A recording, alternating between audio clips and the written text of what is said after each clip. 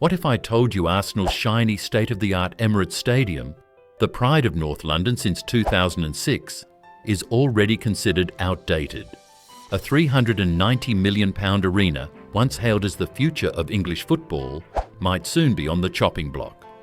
Why would Arsenal even think of tearing down a stadium that isn't even 20 years old? The shocking truth is that the Emirates was built for yesterday's game, not tomorrow's. And the cost of falling behind could be catastrophic.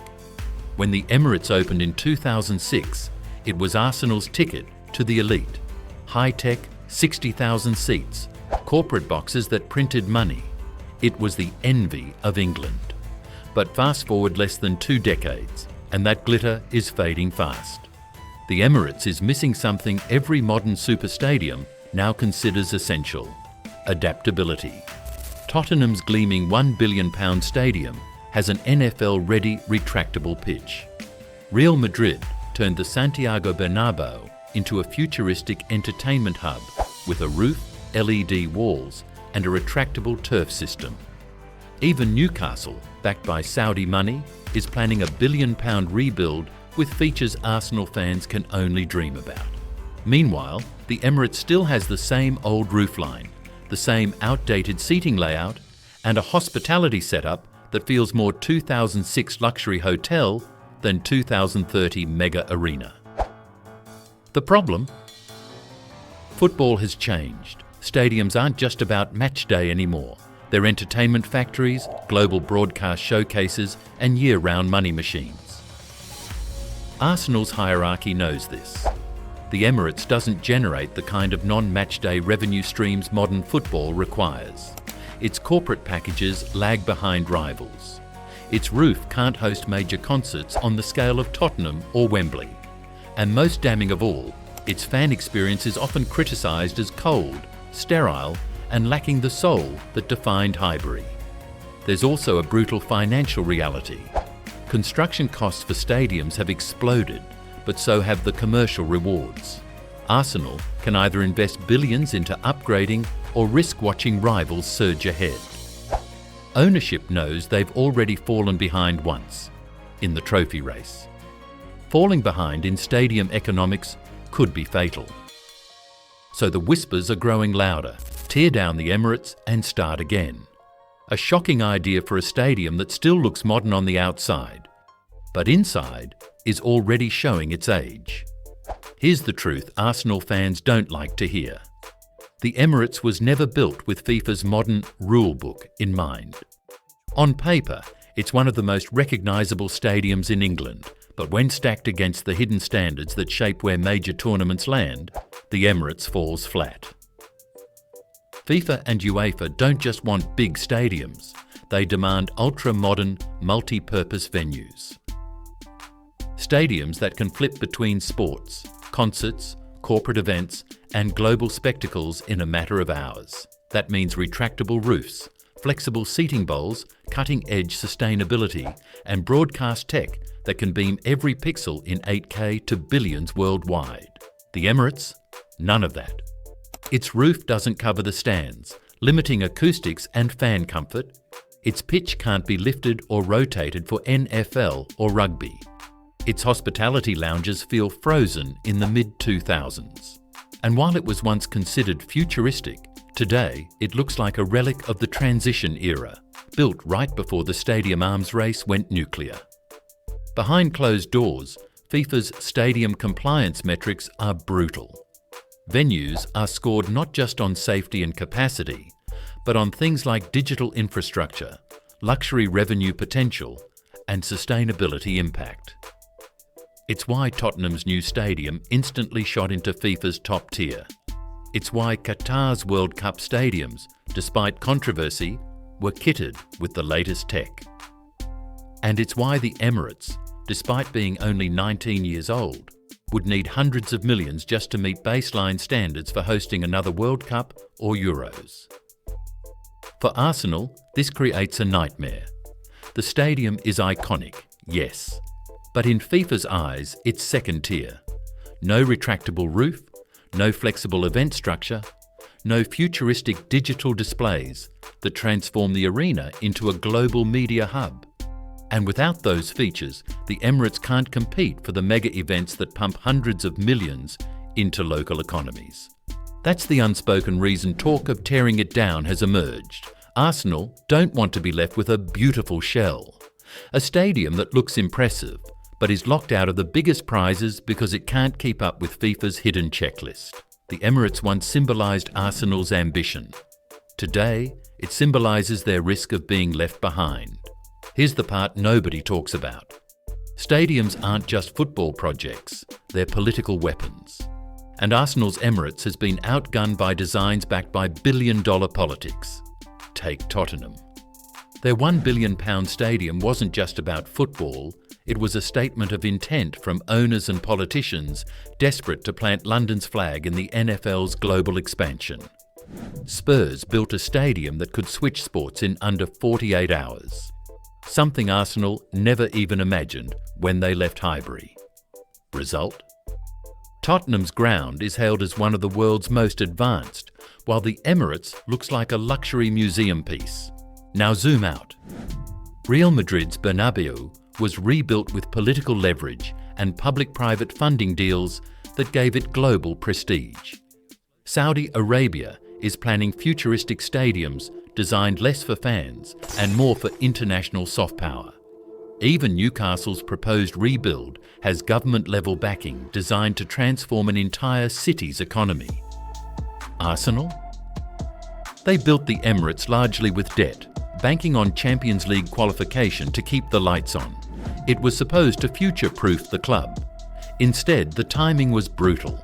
Abramovich's Chelsea opened the era of billionaire-fueled clubs, just as Arsenal shackled themselves to mortgage payments. By the time they had finished paying, the stadium was already sliding behind the competition. The Emirates design itself reflects that political weakness. It was a conservative, cost-controlled project. No retractable roof, no eye-popping engineering, no political mega-project funding to supercharge it. It was a business stadium, not a statement stadium. That decision looked smart in 2006. Today, it looks timid. And here's the irony. The very stability Arsenal once bragged about is now their Achilles heel. Stadiums like Tottenham's or Madrid's weren't just football projects. They were political stage plays designed to impress FIFA, UEFA, investors, and governments. The Emirates, it was designed to balance the books. And in modern football, nobody remembers who saved money. They remember who built monuments. So Arsenal are trapped in a paradox. Tear it down and start fresh. And they risk massive financial upheaval. Keep it as is. And they risk being outshined not just by rivals, but by governments and billionaires using stadiums as vanity projects. Either way, the Emirates is standing on political sand, and the tide is already rising. The scariest part of Arsenal's stadium dilemma isn't what they build next. It's what happens if the Emirates becomes another ghost stadium. Football history is littered with abandoned giants. Turin's Stadio delle Alpi, once home to Juventus, sat empty for years before being demolished. The Athens Olympic Stadium, once a symbol of national pride, now rots in silence. Brazil's 2014 World Cup left behind half a dozen billion-dollar shells, gathering dust. FIFA hates this. Every time a stadium becomes a ghost, it's a reminder of waste, poor planning and broken promises. And here's the danger. The Emirates could join that list. Think about it. If Arsenal tear it down, what happens to a 60,000-seat arena in the middle of London? You can't just turn it into condos. You can't mothball it without massive costs. And unlike Stadio delle Alpi, the Emirates doesn't carry decades of nostalgia that would inspire public preservation. It's functional, not mythical. That's why FIFA and UEFA quietly push for multi-purpose stadiums. They want venues that stay alive 365 days a year. Concerts, NFL, esports, business expos. Anything but silence. Empty stadiums are reputational nightmares, proof that football excess leaves scars. For Arsenal, that's the ultimate risk. Build a new super arena, and the Emirates could become an empty carcass just down the road. try to retrofit it, and the cost could spiral into the billions without delivering the features FIFA demands. Either way, the shadow of the ghost stadium hangs over North London. Even more brutal, the timing. London already has Wembley, Tottenham's mega stadium, and the Olympic Stadium in Stratford. The city is oversaturated with world-class venues. If Arsenal abandon the Emirates, it could become the most high-profile ghost stadium in Europe, a visible scar in the richest football city on earth. That's the nightmare FIFA is desperate to avoid. Every empty stadium is a PR disaster. And for Arsenal, it could be more than embarrassing. It could be catastrophic for their global brand. The Emirates was supposed to be their crown jewel. In the wrong scenario, it could turn into the biggest white elephant football has ever seen. Here's the cruel irony. Even when clubs and cities follow every FIFA guideline, they can still get crushed. History is full of examples. And Arsenal knows the warning signs. Look at Brazil. For the 2014 World Cup, cities built brand new arenas to FIFA's exact specifications. The Arena da Amazônia in Manaus cost nearly $300 million. It ticked every box, looked futuristic, and wowed the cameras. Today, it hosts fourth-tier matches in front of a few hundred people, while taxpayers foot the bill for maintenance. South Africa's World Cup in 2010? Same story. Polokwane and Nelspruit built pristine stadiums that were FIFA-approved marvels. Within years, they became financial black holes, used for the occasional concert or left to decay under the African sun. Even closer to home, Euro 2004 in Portugal saw stadiums built to the letter of UEFA's rulebook. 2 decades later, several are crumbling, draining public money and barely used. Playing by the rules didn't protect those cities. It doomed them to decades of regret. And here's where Arsenal's situation gets even darker. London is already crowded with venues. Wembley is the jewel of English football. Tottenham Stadium is a cash-printing, multi-purpose giant. The Olympic Stadium, now West Ham's home, was reshaped with public funds to avoid becoming a ruin.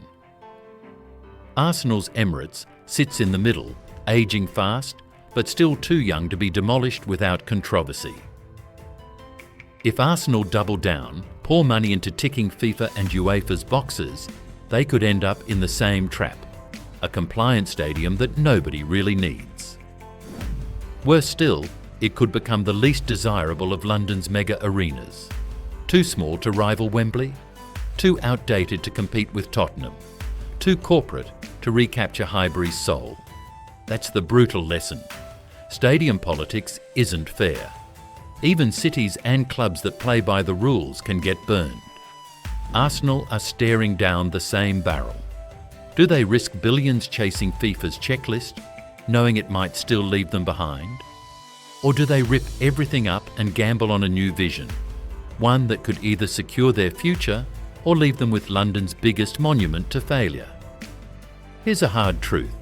Some stadiums are built to win hearts, others to win headlines. But many are doomed before the first brick is laid. The Emirates might fall into that last category. When Arsenal left Highbury, the move was about survival. The club couldn't compete financially with Manchester United or the new oil-rich Chelsea. The Emirates was never meant to be a global icon. It was meant to be a calculator, a revenue engine with corporate boxes, high ticket prices, and enough seats to keep Arsenal in the Champions League money race. For years it worked. Arsenal had financial stability, but the cost was magic. The stadium was efficient, but soulless.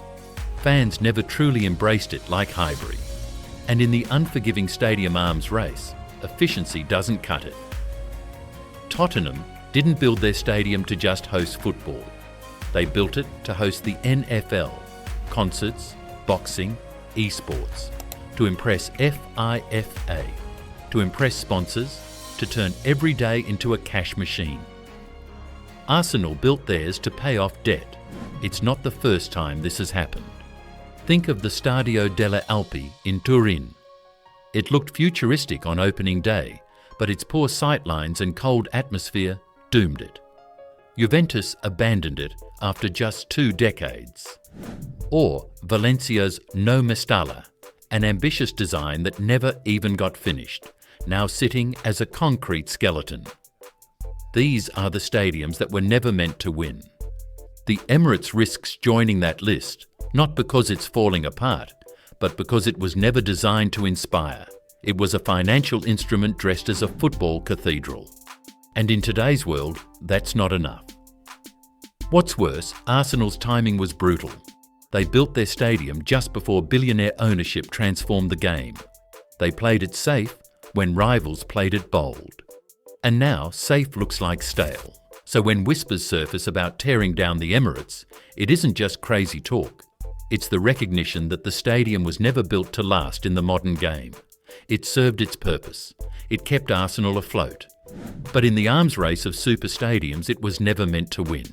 At the end of the day, the Emirates story isn't just about Arsenal. It's about who really controls the future of football stadiums. And here's the uncomfortable truth. It isn't the fans, and it isn't the clubs.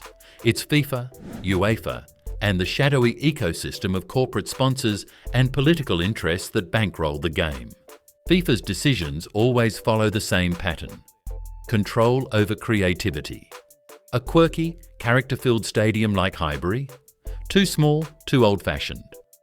A shiny but straightforward venue like the Emirates? Outdated within 2 decades. The winners in FIFA's world are the mega projects, the billion-dollar cathedrals loaded with tech, luxury, and global broadcast appeal. Not because they inspire fans, but because they tick the boxes of compliance, corporate hospitality, and media control. That's why Tottenham Stadium gets praised to the skies, why Qatar's futuristic World Cup arenas were rushed into existence, why Real Madrid turned the Bernabeu into a spaceship disguised as a football ground. Creativity takes a back seat, control takes the wheel. Arsenal, meanwhile, are stuck in the middle. The Emirates was too safe, too practical, too restrained. It lacked the showpiece ambition FIFA secretly demands. And now, less than 20 years on, the club is facing the ultimate irony. To remain relevant, they may have to demolish the very stadium that was supposed to secure their future. This isn't just an Arsenal problem, it's a global trend. Stadiums are no longer judged on atmosphere, history, or community. They're judged on flexibility, luxury boxes, and how quickly they can be transformed into corporate events. The soul of football is being traded for broadcast graphics and sponsor activations. So why did FIFA choose control over creativity? Because control guarantees money. Predictable stadiums are safer investments. Multi-purpose venues bring year-round revenue. Ghost stadiums embarrass everyone, so the next generation of arenas are designed to prevent them, even if it means bulldozing history in the process. For Arsenal, the verdict is clear. If they want to stay in the elite, they must play by FIFA's new rulebook. Creativity, nostalgia, even loyalty to the Emirates itself, all of that is expendable. In the modern game, control wins, and Arsenal are being forced to decide, do they play along or get left behind? So here we are. Arsenal's Emirates Stadium, once the crown jewel of North London, is now standing trial in the court of modern football. On one side, it's a symbol of stability, the project that kept Arsenal alive during the brutal financial battles of the 2000s. On the other side, it's a warning, a stadium that was never bold enough to secure the future. The question now is chilling. Does Arsenal dare tear down a billion-pound arena in the middle of London, less than 2 decades after it opened? Or do they risk sliding further into irrelevance, trapped in a stadium that no longer plays by the new rules of the game? Because here's the thing, this isn't just about Arsenal. It's about the future of football itself. Stadiums used to be shrines to passion, identity, and history. Highbury was a fortress. The Maracana was magic. San Siro was holy ground. Today, those values don't matter to FIFA. What matters is flexibility, control, and profit. So what happens when a sport built on tradition keeps bulldozing its past? When the race to impress corporations and politicians takes priority over the roar of the fans? Arsenal's Emirates may just be the next test case. Will it become London's most expensive ghost stadium? Or will it be sacrificed so Arsenal can build something even bigger, even flashier, even more compliant with FIFA's silent demands? For Arsenal supporters, it's a nightmare wrapped in a dream. Tear it down and you erase nearly 20 years of identity. Keep it and you risk being left behind while rivals play in futuristic arenas. There's no easy answer, no safe path, only risk. And maybe that's the real story here. The Emirates was never meant to be the final chapter. It was always just a stepping stone. The only question left is, will Arsenal have the courage or the recklessness to take the next leap? The clock is ticking. The decision is coming. And the fate of the Emirates will decide not just Arsenal's future, but whether football belongs to its fans or to the powers quietly pulling the strings.